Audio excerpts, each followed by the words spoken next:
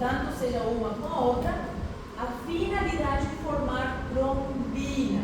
Por quê? Porque a trombina, e somente ela, que vai fazer com que o fibrógeno se ative, né, que vire e forme a fibrina.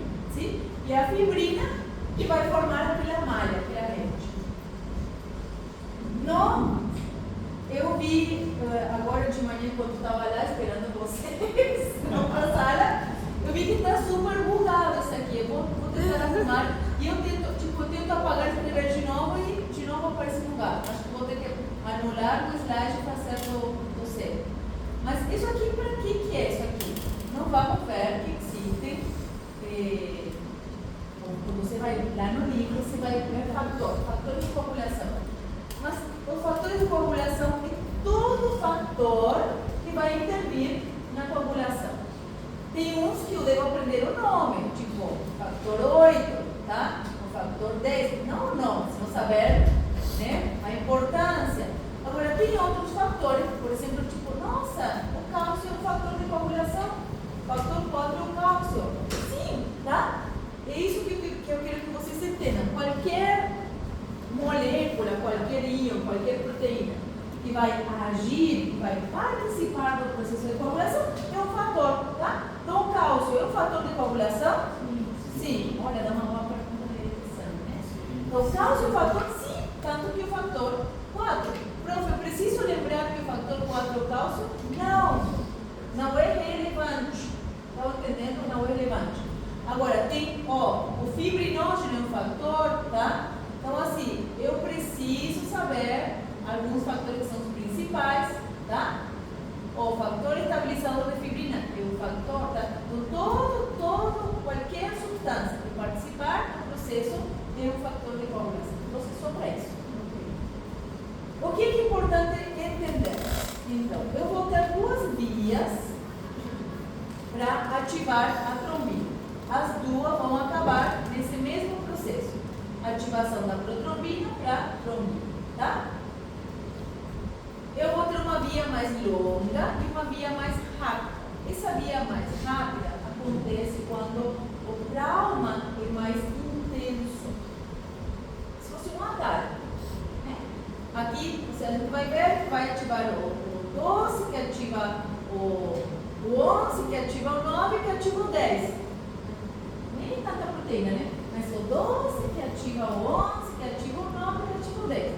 Aqui é o 7 que vai ativar diretamente o fator 10. Então, essa via aqui, que é mais lenta, é a mais utilizada. Porém, em situações mais, onde existe um trauma maior, se ativa diretamente a via extrínseca para que o processo de coagulação seja mais ágil, tá? Mais intenso. Certo? Olha que bonitinho. Olha essa cascata. Aqui já resumi para vocês. Aqui faltou 10. Está bugadíssimo esses 10. Então, olha só. 10. Aí faltou. Isso, faltou 10 ali. Qual é o fator 10? O fator 10. O fator 10 não está. Fator 10. Não precisa. Tu vai esquecer ano que vem. Agora, fator 10 tu tem que lembrar para sempre. Tá? É? Sim, eu estou vendo, já está puxando minha atenção, né? Olha esses escovados. Olha outra coisa, quando eu puxo a escova, parece que me chama a atenção. Tá? Tá bonito o teu cabelo. Pronto. Então, olha só que fácil lembrar. 12, 11, 9, 10. 12, 11, 9, 10. E aqui, 7 para 10. Tá certo? Como funciona então isso aqui? Primeiro, aquela exposição do endotélio, tá? A mesma exposição do endotélio que estimulou a formação do tampão plaquetário, tá? Vai expor-se essas substâncias, tá? A proteína vai expor substâncias. A gente não vai entrar em detalhe agora, mas que vai ativar o fator 12. É a lesão endoteliar, a exposição endoteliar que vai ativar o fator 12. O fator 12 ativado ativa o 11, o 11 ativado ativa o 9, e esse 9, junto com esse fator 8 ativado, tá? estar presente, porque a pessoa que tem hemofilia não tem esse fator 8, por exemplo, e eu não vou conseguir ativar o fator 10. Aqui também eu preciso já do cálcio. Então, esse fator 10 ativado com o cálcio, tá? Vai acontecer o quê? Vai ativar a protrombina para a trombina. A trombina vai ativar o fibrinógeno para a fibrina, e essa fibrina, tá? Com esse estabilizador, vai estabilizar o coágulo e formar finalmente o coágulo, certo? O que faz a via extrínseca? A via extrínseca, como eu falei, quando já existe um trauma mais intenso, sim? Ali a própria lesão tissular, esse fator tissular, fator de lesão tissular produzido pelo próprio trauma, tá? Vai junto com esse fator 7 ativado, vão ativar o fator 10, certo? Então vamos ver que as duas vias, a intrínseca e a extrínseca, que é curtinha, vão se unir aqui mesmo, ou seja, as duas vão ativar o fator 10. Daqui em diante, a via é comum, tá? O fator 10 é sumamente importante, tá? Porque ele precisa ativar a protrombina para trombina. Ficou claro ali? Certo? Eu não preciso cálcio nessa via. Onde que eu vou precisar do cálcio? Aqui, tá? Ou seja, para eu ativar esse fator 10, eu preciso, tá? Desculpa, aqui não, aqui, tá? Então, eu preciso desse fator 10 ativado, eu preciso, tá, do cálcio e desses fatores plaquetários para poder ativar a trombina. Ou seja, qualquer situação, lembra esses fatores plaquetários procoagulantes, a gente viu lá no início, na plaqueta. Qualquer situação que diminua também a concentração de cálcio, esse cálcio é cálcio cílico, mas principalmente também aquele cálcio liberado a partir dos gránulos das plaquetas, tá? Então, alterações na concentração sérica de cálcio vão atrapalhar sim no processo de coagulação também, tá? Porque sem cálcio não tem ativação da protrombina a trombina, tá? Não existe. Então aqui eu preciso desse fator 10, eu preciso do cálcio, eu preciso daqueles, não preciso, mas vai ter participação daquele fator procoagulante das plaquetas para ativar a protrombina a trombina. Uma vez que eu já tenho a trombina ativada, eu preciso de uma boa quantidade de fibrinógeno. Como assim, prof? Sim, nós vamos ver que tem doenças que alteram o pacientinho que tem menor concentração de fibrinógeno. E tendo menor concentração de fibrinógeno, vai acabar tendo transtorno também na coagulação, tá? Então, eu preciso de uma boa concentração de fibrinógeno e também preciso de é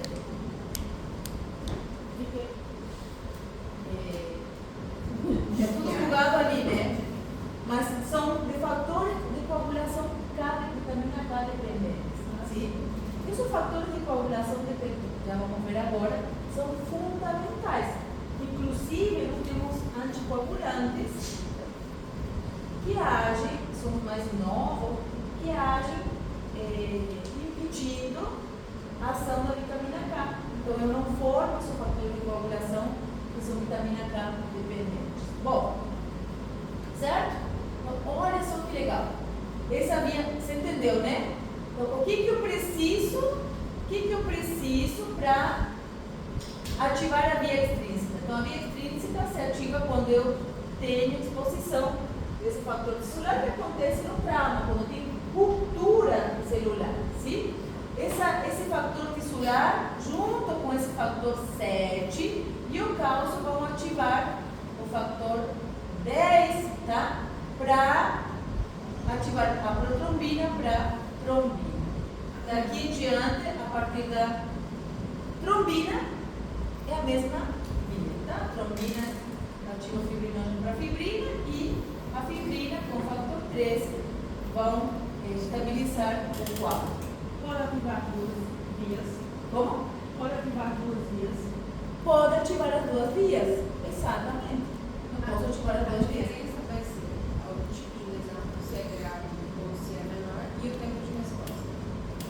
Exato, né? Não vamos falar grave, senão pela quantidade pela liberação não do fator tisular. Liberou o fator tisular, vai ativar a via intrínseca. Mas a intrínseca também? A intrínseca também, tá? Agora, geralmente eu vou ativar sempre a via intrínseca, mas eu tenho que entender que geralmente são as duas vias que se ativam. Geralmente são as duas vias que se ativam, tá? Ou seja, quando eu vejo isso aqui, entendo. É importante a gente saber o que é que ativa nessas vias. Não é isso? Sim, e entender que elas são simultâneas. Isso. Entender que elas são simultâneas, tá? Por quê? Porque esse fator tisular, olha só, esse fator tisular liberado pelos fibroblastos, ou seja, olha só, gente, eu tive que expor os fibroblastos. Tá? Então, quando tem exposição desse fator tisular, esse fator tisular, ele vai ativar qual que é esse aqui? A via extrínseca, sim, que ativa o fator 7. Mas, vocês estão vendo aqui que eu tenho ativação do fator 11, fator 9, tá? Então, eu tenho ativação em simultâneo das outras vias, sim? Esse fator 9, tá? Com o fator 8, tá? Ativando o fator 10, sim? Esse fator 10 veio também da ativação a partir do 7, que foi ativado diretamente. Então, aqui temos a via intrínseca e aqui temos a via extrínseca, do 7 para o 10 direto. Aqui precisamos, ele não está aqui precisamos o cálcio, tá? Ou seja, esse fator 10 ativado, tá? Com esse fator 5 ativado que tínhamos ali, esse fator 10 ativado com cálcio vai ativar a trombina da protrombina para a trombina. O que faz a trombina? A trombina quebra o fibrinógeno para formar essa molécula que vai formar essa malha de fibrina, tá? O que temos aqui no coágulo que está se formando? Essas aqui seriam as plaquetas. Elas estão ligadas a quem? O fator de von Willebrand, que seriam os vermelhinhos. Você entende? Então, eu gosto muito dessa imagem porque, apesar de quando você vê e pensa, meu Deus, mas eu acho que fica, quando você vê assim, você entende que tudo é ao mesmo tempo, tá? Tudo é ao mesmo tempo. Tá certo? Sim? Esse aqui é o fator de von Willebrand. Os vermelhinhos. É? Essa foi a melhor imagem. Né? Dá pra ver tudo. Isso aqui é uma foto. Eles fazem coloração, tá? Com imagem, com cor assim vivas, para aparecer melhor, para ser uma fotografia. O que foi amarelo? A fibrina. Estão entendendo como ele é uma malha? Tá? Ele é uma malha, uma rede. Aqui aparecia assim, parece uma malha de pescador, parece uma rede, mas ele é assim, né? Na vida real. Mas ela vai se grudando, aqui concentrou mais fibrina, aqui tem menos. Essas proteínas vão se grudando umas com as outras e vão acampando os glóbulos vermelhos. O que é o azul? Todas grudentas. As plaquetas, tá? Então, olha só, essa aqui é uma fotografia do coágulo, sim? É uma fotografia do coágulo. Legal, né? Então, entendimos que a formação do coágulo é a criação dessa malha de fibrina. Quando eu vou desmanchar o coágulo, eu tenho que quebrar toda essa malha para liberar as células. E desmanchar assim o coágulo. Você entendeu? Esses eritrocitos não servem mais, né? Tipo, todas as células ali já eram, né? Vão ser degradadas. Tá? Esse aqui também é legal. Essa imagem. Como eu falei, tem muita imagem para ser tudo mesmo, né? Para ver, às vezes, eu entendi melhor assim, eu entendi melhor assim. Aqui temos o início da agregação plaquetária. Tá? Vamos ver que aqui se libera, tá? Nós vamos ter plaquetas, tá? Elas vão ser agregando, e essa agregação plaquetária vai liberando essas substâncias, a agregação plaquetária vai liberando essa tromboplastina plaquetária. Lembra que eu falei que são fatores procoagulantes plaquetários. Estes fatores, especificamente a tromboplastina plaquetária, é a que vai ativar a protrombina, a trombina. A su vez, lembra que a trombina se unia às plaquetas para estimular a agregação plaquetária também, né? Fazer com que a plaqueta se ativasse. Então, olha só como é, isso aqui só para mostrar o quê? O feedback positivo, tá? Aqui que dá para ver bem o circuito positivo, ó. Colágeno exposto, união das plaquetas, união da plaqueta, ativação plaquetária, né? Agregação plaquetária, liberação de tromboplastina plaquetária, que ativa a trombina estimula ainda mais a agregação plaquetária, que vai agregando mais plaqueta, liberando mais tromboplastina, que ativa mais a trombina. Olha o círculo de feedback positivo. Por outro lado, a exposição celular libera as substâncias, expõe, né, a substância prosubendotina, que vai ativar todo o processo de coagulação para formar também trombina. Essa trombina ativa o fibrinol e a fibrina, que vai também aumentando mais o coágulo. Então, todo o processo, eu quero que vocês entendam, de feedback positivo. Todas as duas vias vão se retroalimentando, tanto da imunização primária como da secundária, para crescer. Certo? O que impede que isso aqui cresça até fechar o vaso sanguíneo e obstruir? Qual é o impedimento? Isso, a fibrinolise. Fibrina, lisis. Lisis é quebrar. Então, o que é a fibrinolise? Olha a palavra: digestão proteolítica da fibrina. Tá? Ou seja, é a formação dessa substância, dessa enzima, que é a plasmina, que vai degradar a fibrina.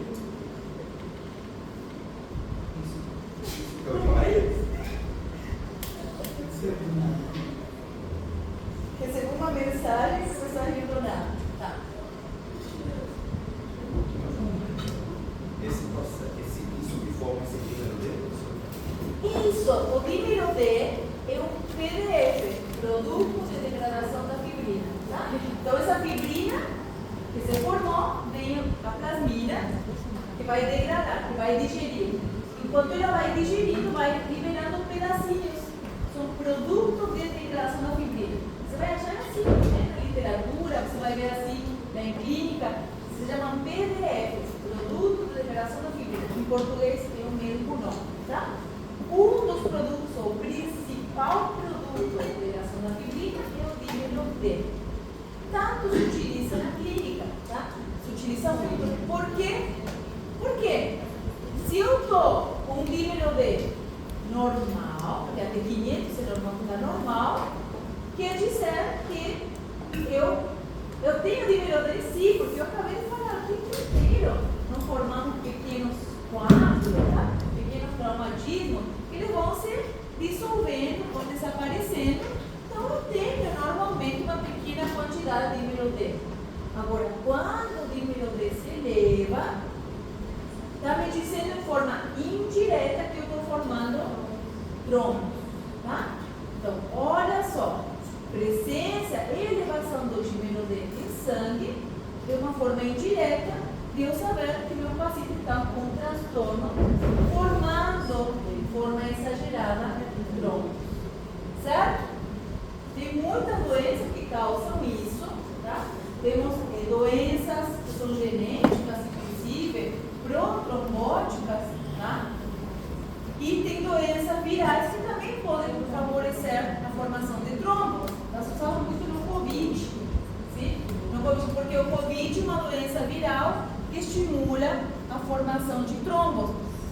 Não era todo o paciente, mas quando o paciente começava já a ficar mais sintomático, se fazia o dímero D e ia sendo monitorizado. O paciente que começava a ter elevação do dímero D, quer dizer que estava entrando num estado pró-trombótico. Aí se fazia o que no paciente? O anticoagulante, tá? Então ali se entrava já com anticoagulante. Professor, esse processo, ele é, vamos dizer assim, eficiente no caso de algumas infecções respiratórias, porque você quer falar algumas lesões. É super eficiente. Quando ele não é eficiente, aí tu adoece, né? Sim. Mas, Eu não sei se o negócio é certo, mas ele pode estar relacionado de alguma forma com fibrose pulmonar? não. Não. A fibrose pulmonar é no interstício. Mas uma boa pergunta, ela fez uma pergunta boa. Onde acontece a fibrose? Isso aqui no sangue. Onde acontece a fibrose? Onde que eu tenho fibroblasta? Onde está? Onde acontece? No tecido. Então acontece sim, mas infecção, aí o que acontece? Infecção é inflamação crônica, está sempre inflamada,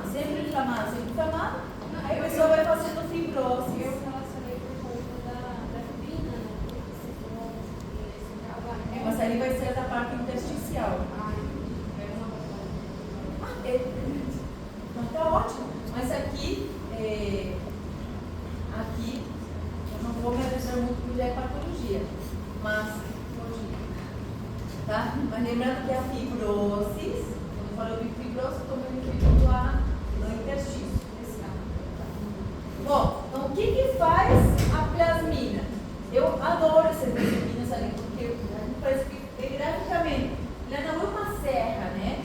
Mas ela é proteolítica, tá? Ela quebra a proteína, quebra a fibrina, tá? Essa malha vai quebrando a proteína e vai liberando esse produto de degradação da fibrina. Como eu falei para vocês, tem muitos tipos de produtos de degradação de fibrina. Eu não quero ouvir que vocês digam que o dímero D é o único produto, tá? Porque são muitos produtos. O dímero D é o mais abundante, o principal, tá? Então é aquele que eu vou avaliar, vou medir, certo? Para poder ver, para poder avaliar de forma indireta. Ok? Certo? Ótimo. Esse aqui é a mesma coisa do outro, sim? Só que o que eu quero mostrar para vocês aqui? Que o mesmo fator de injúria de lesão fissular, tá?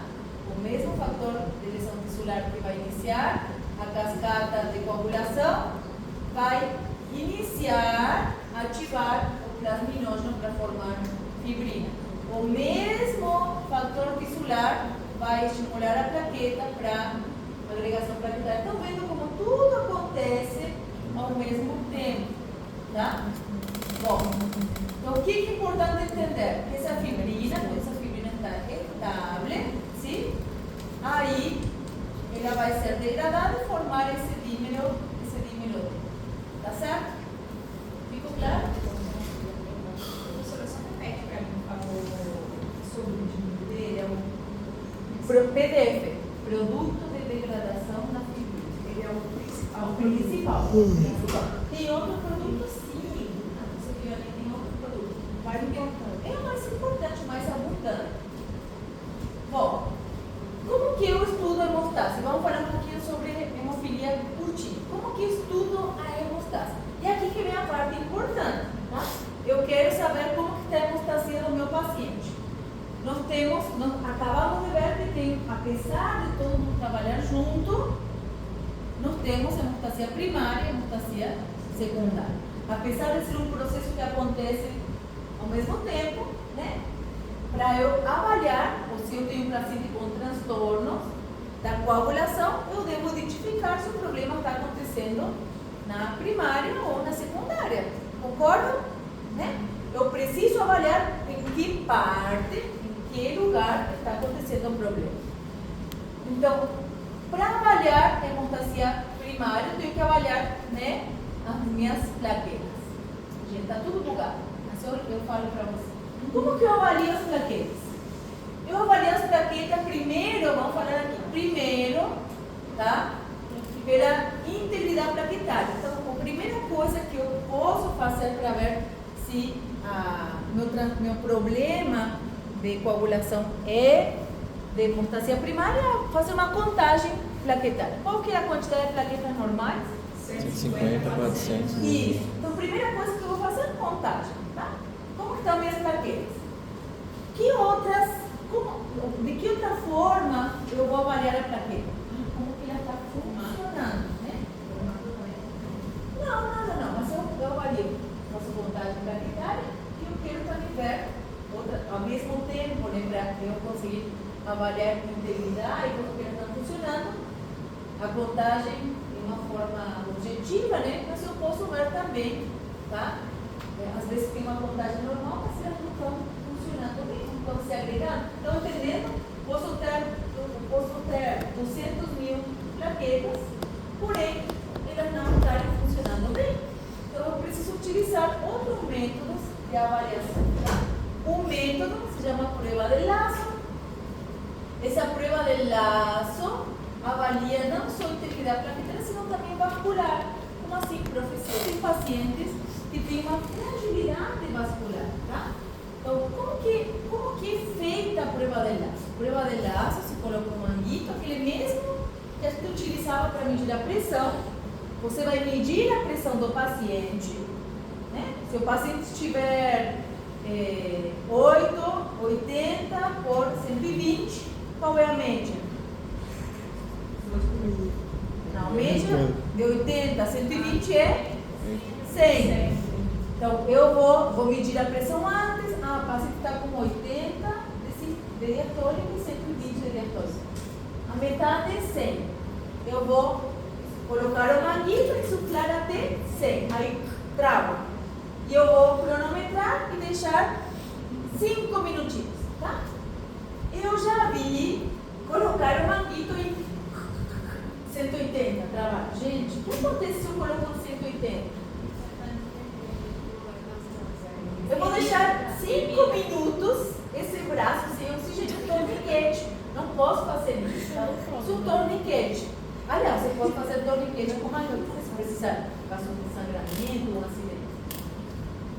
Isso aí é um torniquete, eu não posso parar o fluxo de sangue. Então, o que acontece? Se eu coloco em 120, eu vou aumentar a pressão hidrostática, dali para baixo, porém, eu vou manter o fluxo, porque quando subir a 120, vai passar sangue.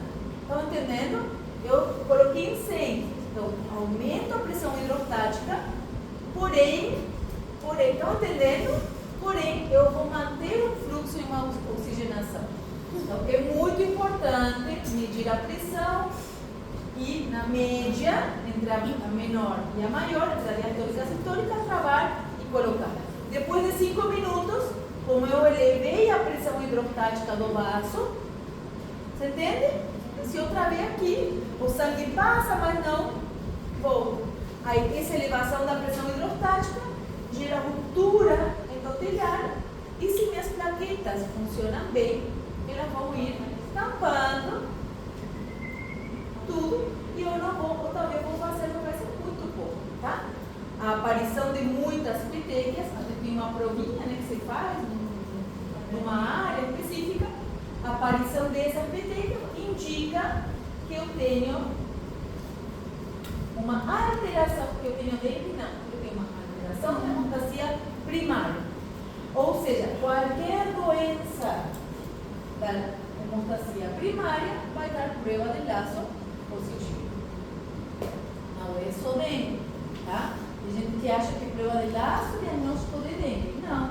Se eu tiver uma púrpura, se eu achei gostoso o ácido acetylsalicílico, acontece, né? Comi um glitter inteiro, nossa, está muito bom. É porque lembra que se utiliza o AS infantil, né? Também posso fazer, o paciente está super antiagregado. Então, qualquer alteração da hemostasia primária dá prova de laço positivo, tá? causa plaquetogênio, no dengue hemorrágico, ele vai dar positivo. E se utiliza por que tanto no dengue? Porque uma doença endêmica. Às vezes você no plantão tem 50 pacientes com febre, dor no corpo, mal-estar, dor ventricular, e com uma doença que acontece com tanta frequência, para você falar, tá, de quantos pacientes mando para casa tranquilo, quanto que eu vou fazer serologia, ficar em cima e fazer prova de laço, e no que vai dando positivo, né, tem que controlar.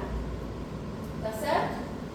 Bom, e aquele tempo de sangria? O tempo de sangria se usa muito, apesar de que, mas nossa, corta a pessoa e depende de quanto tempo fica sangrando, sim, se utiliza muito esse tempo de sangria, é feito geralmente no lóbulo da orelha. Esse método é o mais utilizado, o método de Duke.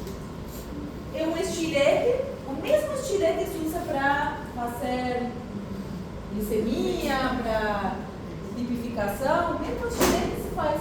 Utiliza no lóbulo da orelha, você faz uma picazinha, liga o cronômetro e com o papel secante você vai tirando a gotinha, se não se forma, se não coagula por fora. Eu quero ver a coagulação, eu quero ver o tampão plaquetário dentro do vaso.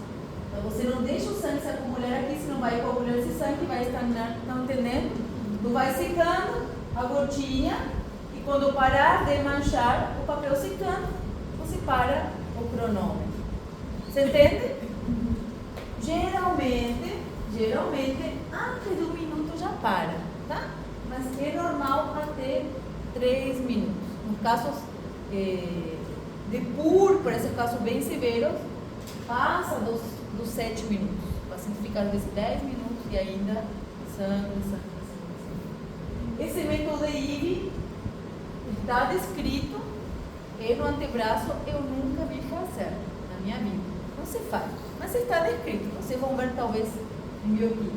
Agora, esse aqui é uma prática super. Alguém já fez tempo de sangria? É uma prática super frequente. Super comum, não dói, não nada. Como? Isso. Então, em que pacientes eu vou fazer isso aqui? Nós vamos ver em seguida.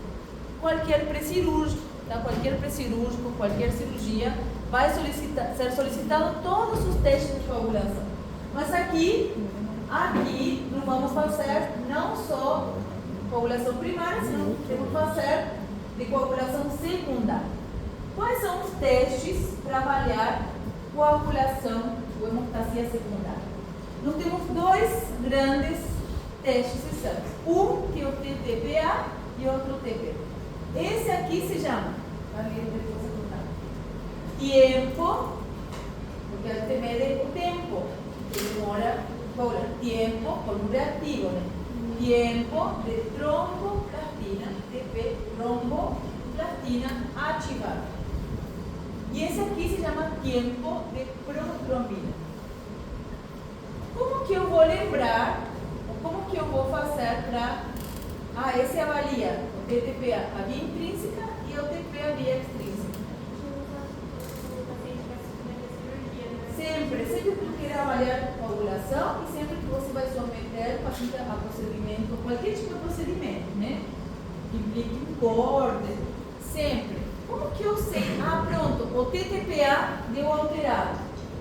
Eu sei que se o TTPA deu alterado e esse aqui deu normal, tem alteração de um dos fatores da via intrínseca.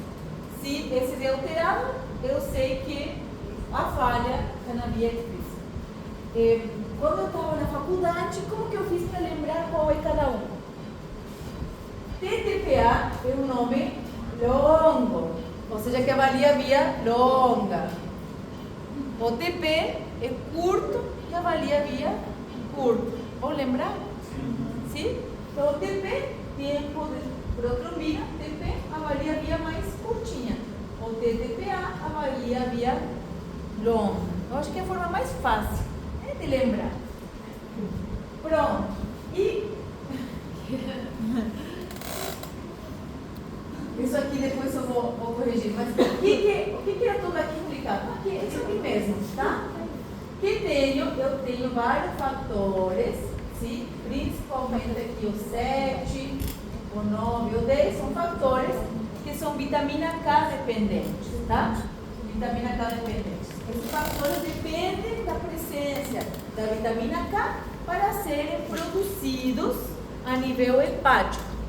Como eu falei antes, quando tem anticoagulantes, por exemplo, que são bloqueadores da vitamina K, ou seja, são anticoagulantes que vão fazer o quê? Reduzir a produção desses fatores de vitamina K dependentes. E em contraposição, quando eu quero melhorar o aporte, se eu quero melhorar o estado de coagulação da pessoa, eu vou aportar, por exemplo, vitamina K. Tá? Se utiliza bastante também aqui.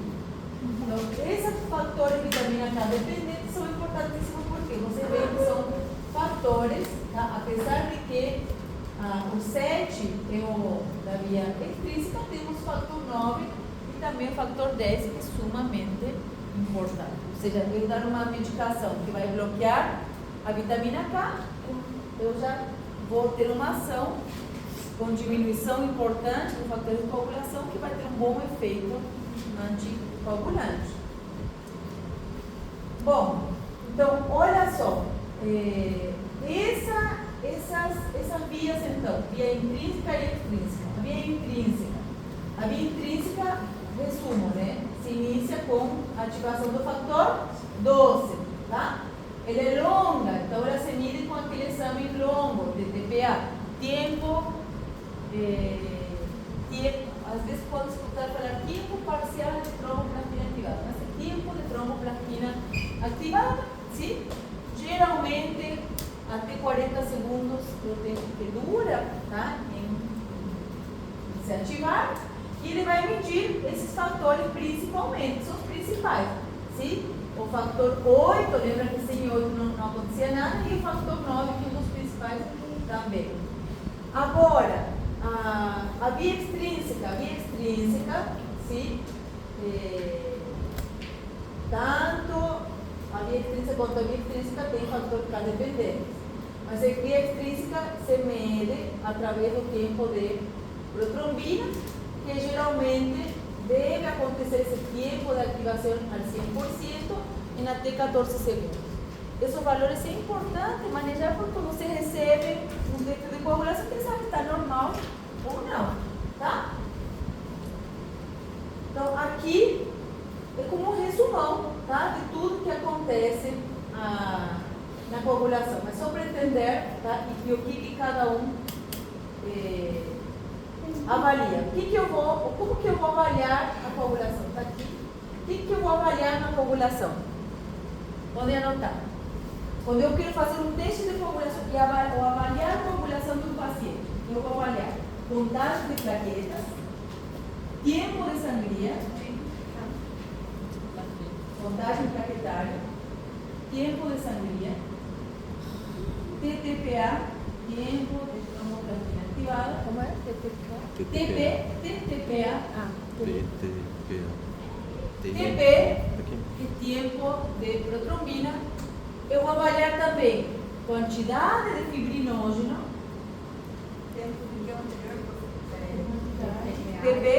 TTPA, tempo de protrombina, TP, tempo de protrombina, fibrinógeno, lembra que eu posso avaliar também. E, dependendo do caso, também o dímero D. Com tudo isso, eu consigo avaliar perfeitamente o estado de coagulação do meu paciente. Como? Eu nunca tinha visto falar sobre dímero D. Dímero D? Porque o dímero D é muito específico. Não é um exame de rotina, tá? O dímero D é quando você está suspeitando, ou quando o meu paciente tem uma doença de protrombose. São doenças que estimulam a formação de trombos. E você está suspeitando isso. Então você pede o dímero D para saber de forma indireta se ele está formando trombos ou não. Tá? Aí se o dímero D estiver elevado, porque se tem muita degradação, está tendo muita formação. É somente uma detecção indireta.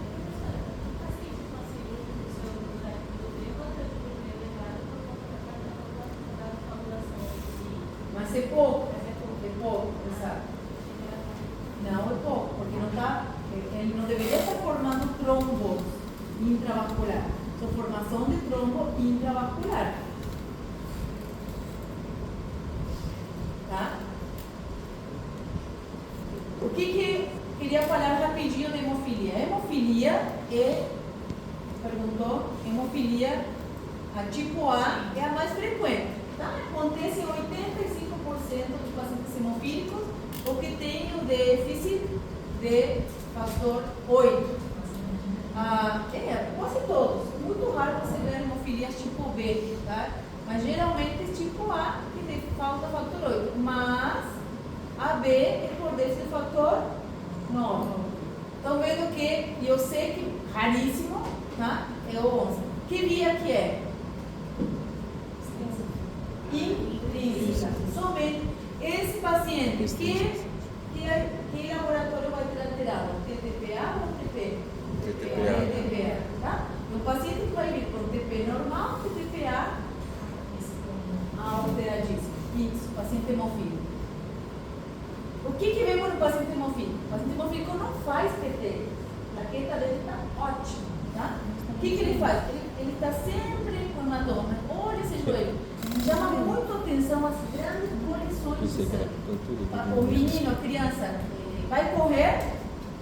Isso aqui, batata, gente. Você está na sala de espera. Você vê uma criança com hematomia e o joelho é hemofílico, tá? Essas colisões intraarticulares é um paciente hemofílico. Nenhuma criança normal coleciona sangue correndo no joelho, tá? Ou vai pular da cadeira, tá? Encheu de sangue. O sangue, como é um espaço fechado, na cápsula celular, externa, porque um espaço, né, que não consiga sangrar mais, daí fecha e para, né? Mas isso aqui, eu trouxe isso aqui porque já são livros antigos, né? Olha, no cotovelo, tá? Nas articulações que tem mais impacto. Então, isso aqui é normal, velho. O que acontece? Esse pacientinho vai gerando uma hipertrófia sinovial, hemartrose repetitiva, ou seja, sempre, tá? Se não é um joelho, o outro, tá? Atrofia muscular. Um pacientinho que não consigo fazer nada, qualquer coisinha já sangra. E tem que ter muito cuidado, porque assim que é feita, o diagnóstico já é feito na infância, chama muito a atenção, tá? É um paciente que tem que fazer tratamento de corrida, né, para sempre. Com fator 8. Como é essa transmissão? Isso aqui eu trouxe. Isso aqui eu trouxe por quê? Porque isso aqui vai fixar na cabeça de vocês um conceito que eu quero que fique para sempre. Vocês vão ver em fisiopato que não é só hemofilia, tem muitas doenças ligadas ao cromossomo M. Já devem ter ouvido falar, né?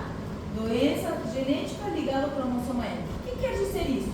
Que somente o cromossomo X que vai transmitir a doença. É ali que está a informação genética para a hemofilia ou para outra transtorno, doença ligada ao X. O que quer dizer isso? Quando a gente vai ver isso aqui, a gente percebe que o X na mulher é duplo X, no homem tem só um, tá?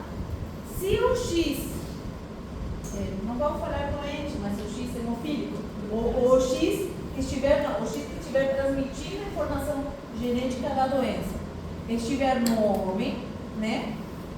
Esse X vai ser transmitido somente para as mulheres. Olha só. Ou seja, se eu vejo um homem, tipo, ele vem com hemofilia, eu sei, eu tenho certeza absoluta que ele recebeu esse X da sua mãe. Estão entendendo? Se for do pai, só no bebê. Exato. Olha que legal entender isso, tá? Isso aqui vale para todas as doenças ligadas ao X, tá? Então, o pai nunca vai transmitir o X dos filhos homens. Faz sentido? Ele só transmite se esse aqui é homem, menino, biologicamente menino. Tem que ter esse cuidado. Mas é verdade, né? Mas é verdade, estão falando a genética, né? vendo? Se ele é geneticamente o XY, o Y vem só daqui. Ah, o espermatozoide ou é X ou é Y, tá? Então, olha só que legal isso, entender. Agora, a mulher também tem para... Porque o X pode ir tanto para dar filhas mulheres como para os filhos homens. Perdão, eu não entendi essa parte que você disse, que você deve transmitir somente para as mulheres. Então, no caso, por exemplo... Porque a mulher tem um X da mãe e um X do pai. Eu entendi isso, mas a proporção de A é 85% dela. Ai, não. Não é que... Não é que eu vou transmitir a hemofilia e ele tem 35% será. Não. Eu gênio de hemofilia tipo A. A doença. Eu tenho 3 variações, são variantes da doença. Então, o gene é para uma variante específica. 85% de todos os hemofílicos Receberam da mãe? não. 85% de todos os hemofílicos são tipo A. Uma coisa para outra coisa, tá? Isso. Agora, de quem recebeu, sim, não, né? Aí tem que fazer. Não, se for, tipo, aqui sim. Se for homem, sempre recebeu da mãe. Não tem como o homem ter recebido uma filha do pai. Aí tu tem que ir lá e fazer o teste genético na mãe, né? E é por isso que as mulheres não adoecem. É por isso que as mulheres não têm a doença. Mas a mãe, essa filha não parece, né? Ela é meio que... Não adoece, porque se você tem 2X, você vai ter tempo que ele não é dominante, então ela não vai manifestar a doença. Nem de forma branca. Agora, ele, olha só, Ele recebe porque ele é dominante. Mas assim, Mas a se mulher... o pai, tipo, por exemplo, não, ali, vamos fazer de conta que você juntou esse com essa. sim, Não, e ali, claro, né? Ali, os dois hemofílicos, aí qual é a chance de ter os filhos hemofílicos? Todas, mas a mãe não apresenta a doença. Somente Não, todas não, só 50%. Só 50%, porque aí, o X do pai com a X, vamos fazer de conta que esse aqui seja vermelho. Com esse, vai dar que essas duas vai ter vermelho. Esse com E, agora, no caso, né? Esse com esse, vai dar sem hemofilia. Tá certo? Você entendeu? Sim? não tem como vestir X lascado. Como? Pegar os dois X lascados. Claro, por isso estou falando. Aí, Ó, nesse caso, a mulher... vamos fazer de conta. O homem, X lascado. O homem sempre... O homem é assim, vamos fazer de conta a mulher. O homem, XY é a mulher, tá? Vamos fazer o cruzamento. Esse com esse vai dar XX. Esse aqui vai ser hemofílico. Esse com esse vai dar XX. Não vai adoecer. Agora, esse com esse vai dar YX. Vai ser doente. Esse com esse vai dar X. Não foi o que eu falei. Ó, ele tem chance de ter uma menina. Mas isso aqui é muito raro. Exatamente. Meu Deus, eu nunca vi na minha vida uma mulher hemofílica. Nunca na minha vida. Mas claro que geneticamente é possível e tem, né? Tudo é possível. Mas ela não vai. Mas é muito raro se juntar, né, os dois. É muito raro. Mas a forma da doença ela não vai ser a mesma do que a Vai, sim, porque ele é hemofílica. Não vai ter. Tá?